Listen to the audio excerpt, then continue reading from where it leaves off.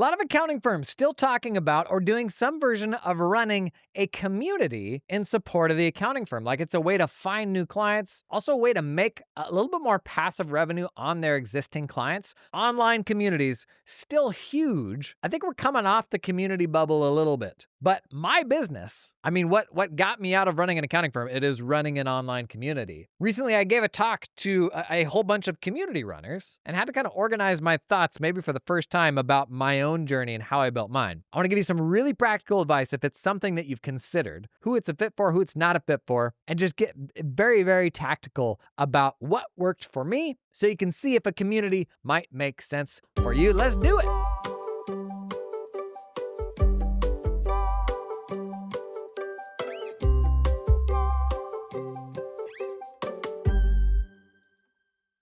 Some context if you're new here. So on this podcast, we talk about running accounting firms, but in the last 3 or 4 years, communities have kind of been bolted to just about any type of business. They can be a very good mechanism for growth, but also just to get you out of one-on-one work and transition a little more to one-to-many work, which can just be a vastly more efficient way to help people. Now, my approach for community. So my community is called Realize. If you listen to the podcast, you've heard me talk about it before. It's got just shy of 600 accounting firms in there. And there's, first thing to say is there's a ton of different types of communities out there. My community, it is almost like a networking group. It is just about connecting with your peers. A lot of communities out there, I think actually where most communities go wrong is you have a single person that's built an audience, and then a community is just a paywalled version of access to that person. It's like a fan club. And I think that kind of sucks for a lot of reasons. One, that the whole premise of a community ought to be that we have value to exchange with each other. So why are we just now coming and consuming content from the same person in a more private space? But also for the person running the community, and this is very important for you if you've thought about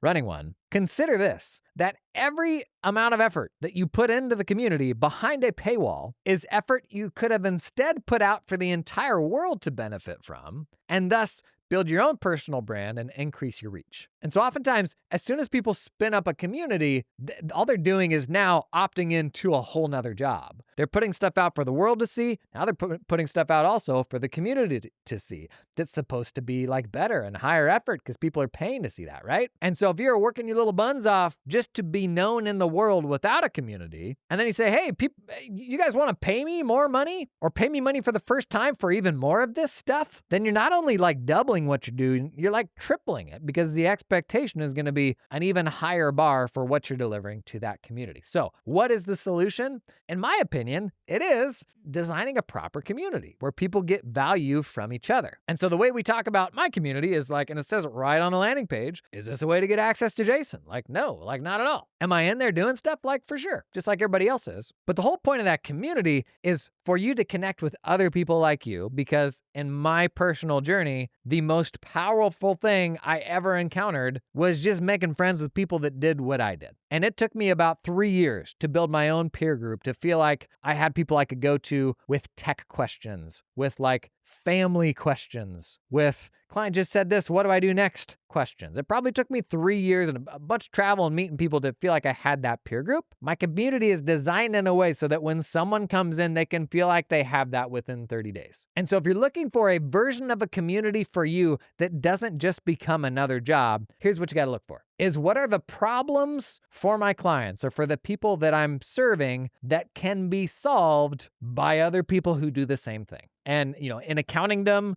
there are so many examples of this. A big one for accountants is we're always worried we're on the wrong tech stack, right? We're like, oh, is this tool better than that tool? Or this company just put out a press release and says they do this cool new thing. Is this even real? Well, if you got a whole bunch of peers, this is the only solution I've found to this fear, is if you have a bunch of peers that you can ask like, hey, is this real? Did this work for you? And some people will be like, yeah. Others will be like, no, but XYZ. Like that is as real an answer as you can possibly get. A whole lot better than what you're going to get from a sales rep or putting something out on social media. But there's also just like more of a isolation problem. And I think every business has this, where you may run a team and there's like nobody that you can talk to about business owner stuff because you can't talk with your team about that stuff. And man, the first time you sit down with somebody else that understands that so well, it's like, oh, you get it. You just do, you get it. And in my life, in my journey, like I had all sorts of supporting people around me. My wife was extremely supportive, which I I'm forever appreciative of, but she didn't run an accounting firm. And so for that reason, I didn't listen to her. No, I'm just kidding. For that reason, the first time I sat down with a bunch of other accountants who ran firms, I'm like, man, this feels good.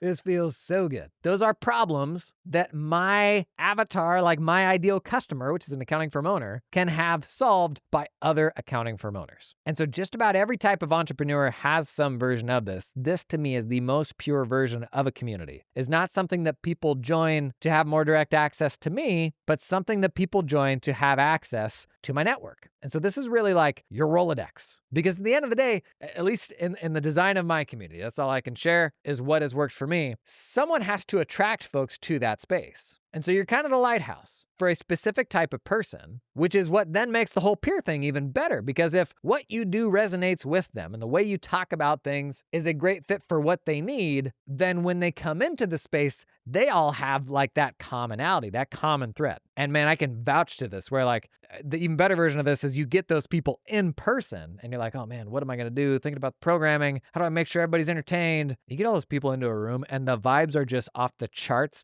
And the worst thing you can do is try to like interject yourself into what's happening. And so if you are kind of that figurehead, yes, there's still tremendous power in you attracting a like-minded person to that space, but you got to get them plugged into exactly the value there is in building relationships with the other folks in that space.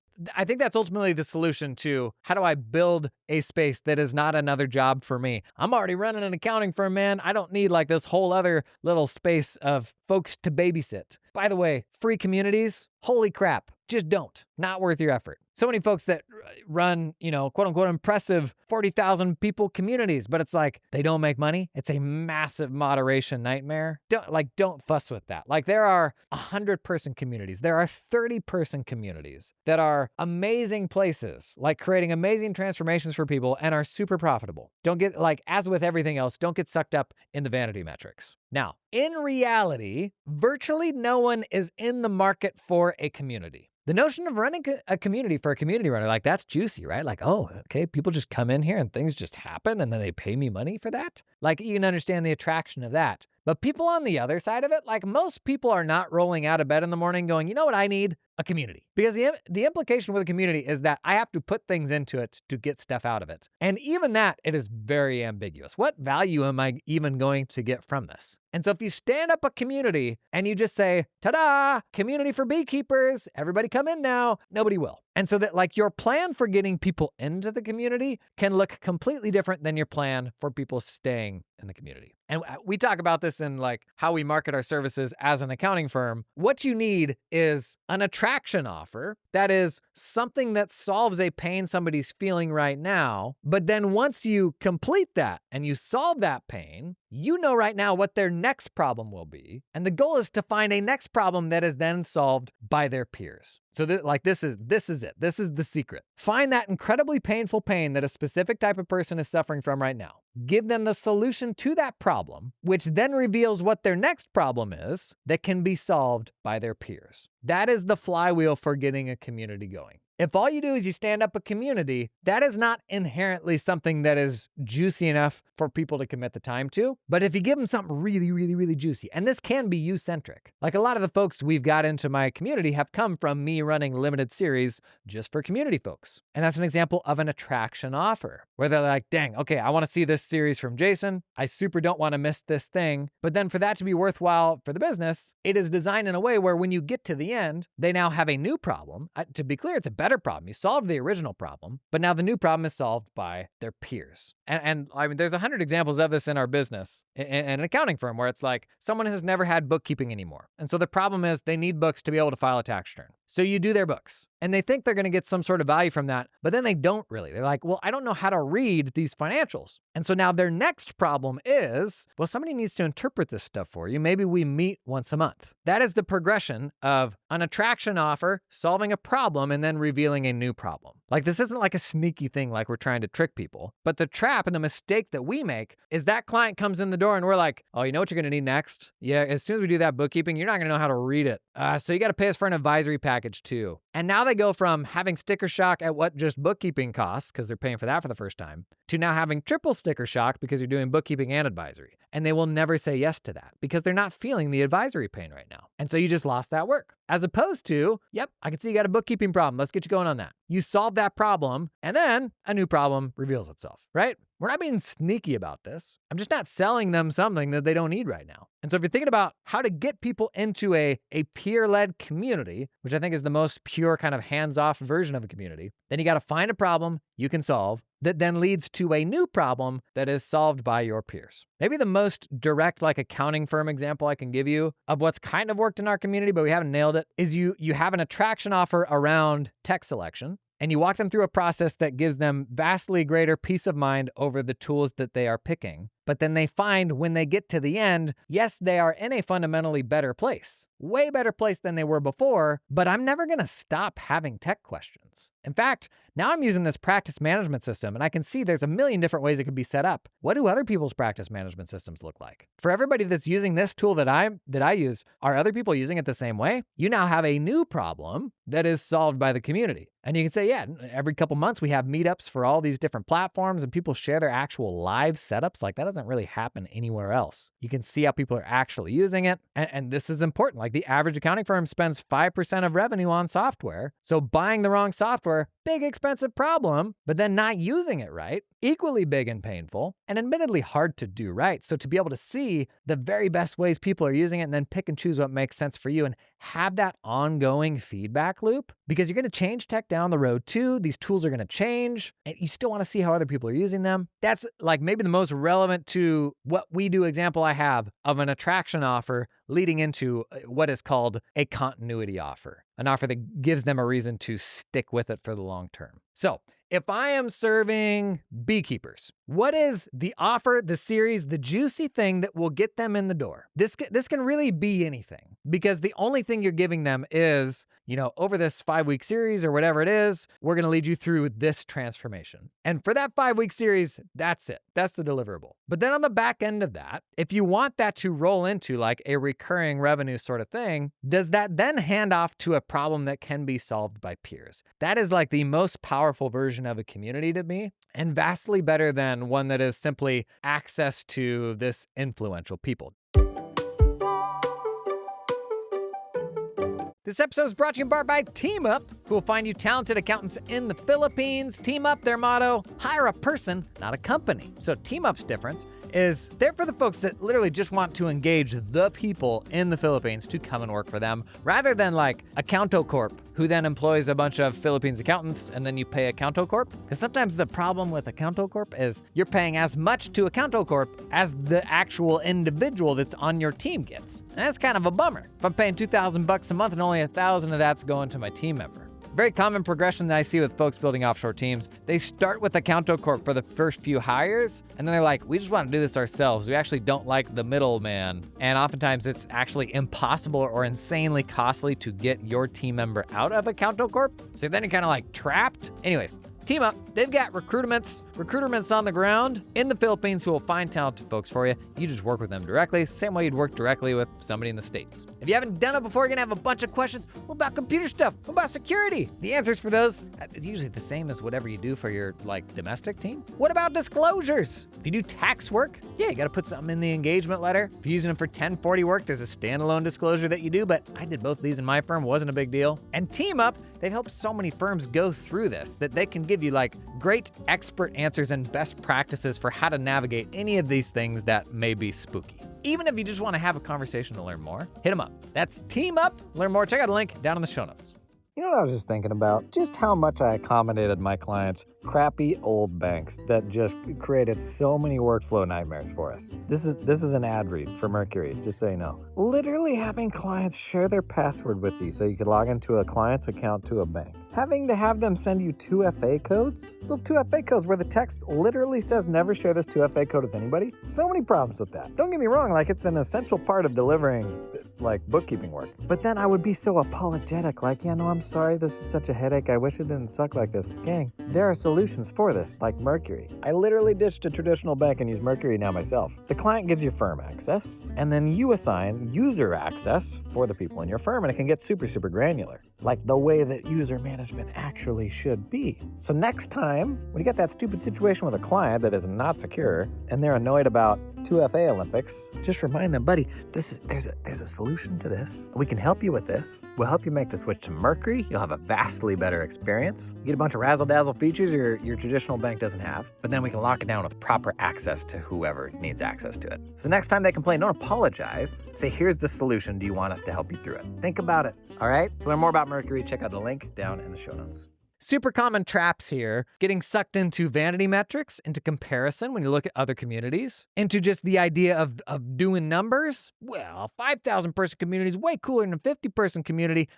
Not always. In fact, I would say most of the time it isn't. Also really easy to get sucked into playing house. This is how we talk about it in my team. We can go play patty cakes on like some new Notion setup and, we want this to do that, and this system can do X, Y, Z. It is so easy to get sucked into that before you even have like a business justification for it. So most people, when we talk communities, somebody's going to ask it in the comments. What platform should I use? Should I use Circle? Should I use Mighty Networks? Should I just do it all in Slack? Until you have people that will actually like show up, like start with a Zoom call. Start with an email newsletter that says, we're all going to get on this call at this time. Will people do that? Make sure that we have people that will actually like consistently show up and engage before we make them have to remember to go to a new place to do that. I'm a big advocate of like a minimum viable platform. Like don't build all this infrastructure until you actually need it. Keep things as lean as you can for as long as you can. And the same logic applies here as does selling any sort of accounting service. The more specific you can get, the better. The more specific you get,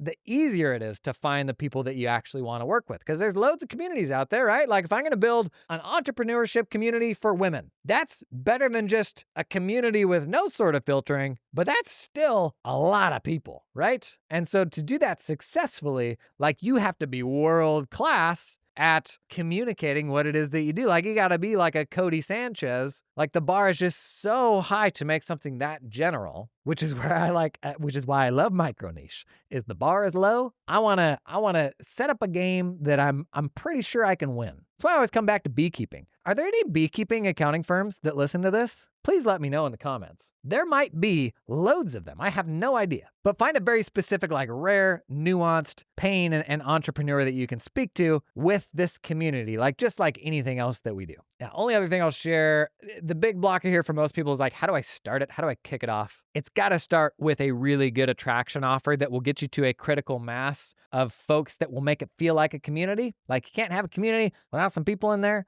But to be clear, you can have an 8-person community. You can have an 800-person community. Like it doesn't have to have 100 people. But what does this impact? This impacts, the pricing for people in the beginning. You're going to give them an insane value because you just need to get people in there to have a critical mass. The fact that you would never let people in for this cheap in the future doesn't mean that you can't let these initial people in for that cheap. And my approach has always been I will never increase the price on anybody because they are literally the foundation. Like we are building the foundation of what is required for a community to exist. Those people that were willing to do that, I will always let them live there at that cost. And maybe there's different considerations here if you are more hands-on with them or coaching or something like that. But in a peer community where it is largely you're just creating all the sessions that will create those connection points, I am totally fine with those folks being there forever at whatever that ridiculous introductory rate was. Because they are what ultimately makes it useful for the subsequent people. And then your job is not to deliver all the programming in the community. Your job is to find the next amazing person that can join that community and unlock something for everybody else. So in my case, my effort goes into content creation that everyone can consume so that it finds the most amazing accounting firm owners in the world, pulls them into that community, and makes everybody better as a result. That to me is like pure community. That's not access to Jim.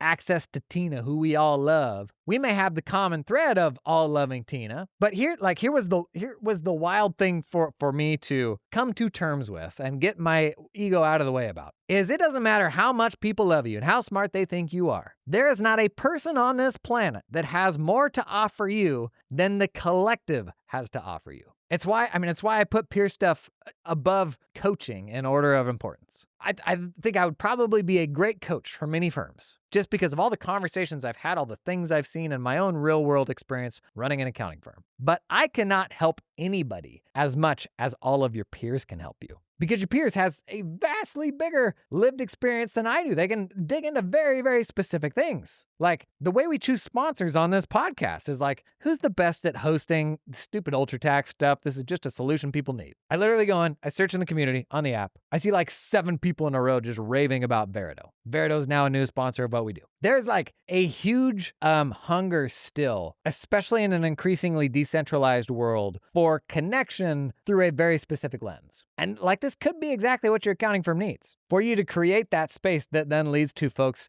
discovering your accounting firm, or maybe you've learned that the community is actually the thing you're even more passionate about working on. I can tell you for me, it's the most scalable way I've been able to find to support the people I love working with, which is accounting firm owners. And so if your North Star is helping people, like there might be a version of this that makes a ton of sense. Like, yes, you can always do tax accounting. You can also find other people who can do tax accounting. You can refer people in your community to other firms even. But we're living in a time where people are very hungry for connection with people who do what they do. And accountants, we are very unique hubs. If you have a niche that you work with and you know 80 of these people, there's not very many people out there that have a network like that. And the beauty of the community is people are coming to pay you as the hub, not as the facilitator, not as the person doing all that work, but they're paying you just for creating the space. And that's a really cool business to run. I can tell you from my own experience, it's also a very rewarding business to run. And if you go into it with that mindset of just how do I enable things for other people? Like, I mean, it's just like social media where it's like, yes, there's problems with all of these systems, but the systems, I would say more than ever before right now, are designed to help good people win.